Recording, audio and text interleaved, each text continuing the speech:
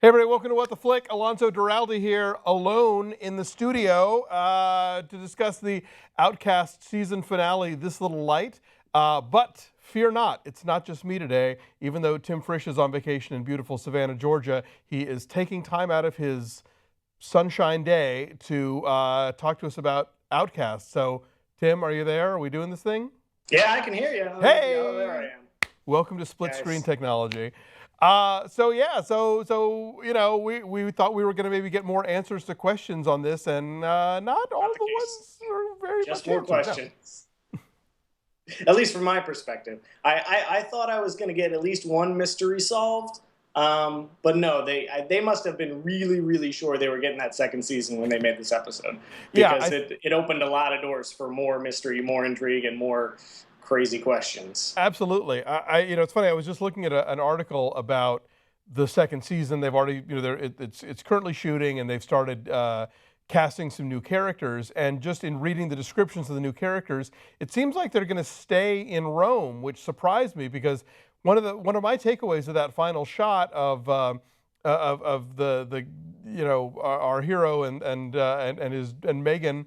Or so not Megan, sorry, and his daughter, Amber, you know, at the gas station, was this notion that, oh God, they're out in the world, and out in the world, it's even worse, you know. And the show's been so sort of hermetically sealed the whole time. I thought maybe, for all we knew, it was running rampant everywhere, and they just weren't really paying attention to it. And now suddenly it was going to be like, you know, The Leftovers or something, where they were going to hit the road and find out the other implications. But no, I guess they're staying in town.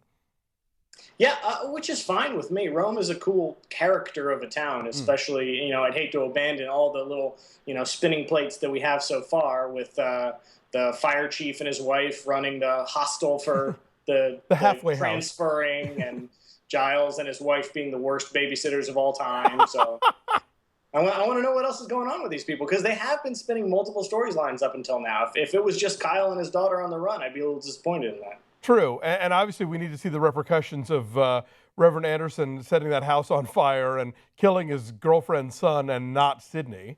He makes a lot of bad decisions. Yeah, I don't know how good of an actual clergyman he is, but just as a human being, he really stumbles into a lot of really bad situations that would have not been as bad had he not been such a hothead.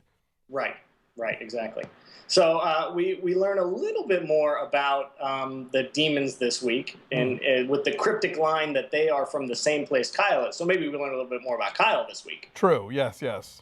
And unless that was a, you know, very vague, like, yeah, we are a creature of God as you are a creature of God, and telling us nothing. But that's what's nice about that line, is it's very open to interpretation. Well, sure. And I mean, I think the fact that he's an outcast implies that he was outcast from a place, you know, that is ostensibly the place that they're from, which is why they think of him that way. So it's sort of like, all right, well, from where then, you know?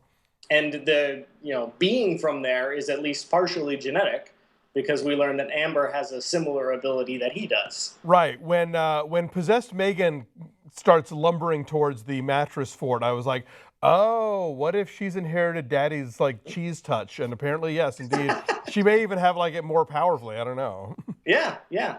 Which actually answers a question that I had been having for a couple episodes, is how did Allison, his wife, actually get cured of her demonic possession? Oh, good point. Because Amber was the only one that saw the black stuff go out, because I guess Kyle was knocked out by that point. But if he didn't see it, who did it? And it's her. She did it. Okay, yeah. No, that totally makes sense. You're right.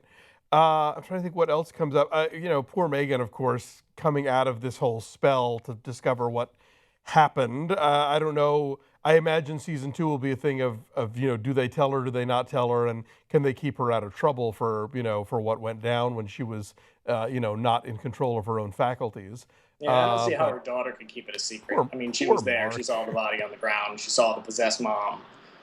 That sounds tough. I know, and I kind of felt bad for her because, like, I mean, yeah, it makes sense that Kyle's main priority is Megan and making sure that Megan's okay, but she's just sitting there in that car like, I've just watched my mother slaughter my father before skulking off, and he's not really, like, including her in the hug that much, you know. It's like, dude, come on, a little bit of compassion there might not be the worst thing.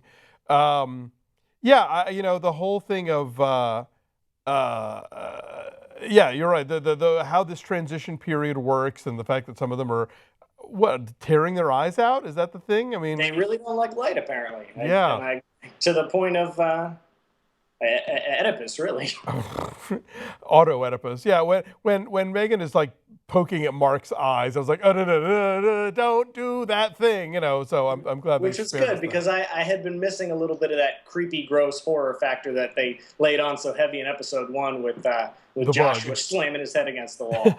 True. Yeah, I know. I was kind of thinking like, all right, we'll bring it full circle because we're back to me going like, you know.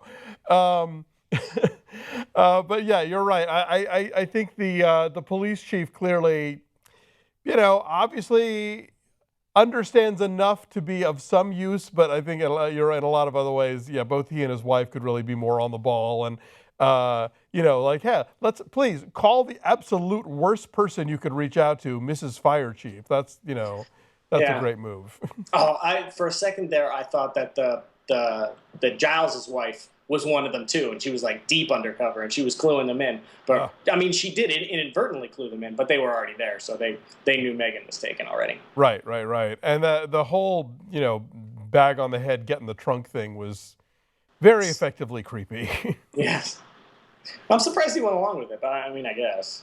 You know, you don't have a lot of choices when they kidnap your kid, I suppose. But you know, I mean, I think it's to some extent Kyle has to realize that he's fairly invulnerable at this point. I mean, if he's the one thing they're afraid of, Mm-hmm. you know, I don't think there's much they can do to him, except maybe physically, I suppose, since he is, you know, technically a mortal human being. But yeah, so I mean, we think we don't know the contrary. this is true. Yeah. He can get knocked out at the very least. We've seen that before. Good point.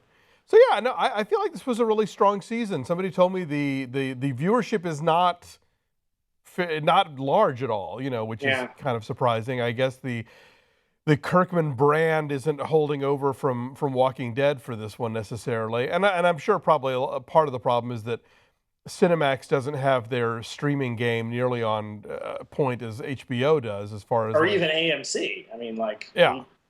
So, I mean, they'll get their act together if this original content is really important to them, which it seems that it is becoming that way. Well, yeah, sure. I mean, you know, you would think that like the Nick and Banshee would have been enough for them to really like take it more seriously, but you know, look, I can't even get Time Warner Cable to enable my HBO Go lately, so you know, there's still a lot of bugs in the system. But overall, I think this was a really strong season. I agree. I like Rome as a place. I think they've really established it as an interesting, you know, sort of small town with secrets, both of an occult nature, but just of a sort of small town, you know, with flawed individuals. And you know, they've certainly laid out a lot of breadcrumbs for us to kind of keep going and try and find out where all this is headed. So, a part of me wants to go back and read the comics now, and part of me would rather not, and just sort of let the show surprise me, I guess. Well, unlike The Walking Dead, comic readers seem very pleased with this interpretation. Oh, cool. So you could take what you will with that. At least that's what I've read. Okay. Myself, I'm also not a comic reader. Yeah, I mean, I don't. Do we know, are the Preacher readers happy with the show or not? Does that ever come up? Or I think less so. Interesting. So, all right. So yeah, I mean, the second season is in progress. I hope we get to come back and talk about these next time. So enjoy your trip. Thanks for taking time out, Tim. And thank you. Everybody home, thanks for watching. We'll catch you guys later. Bye.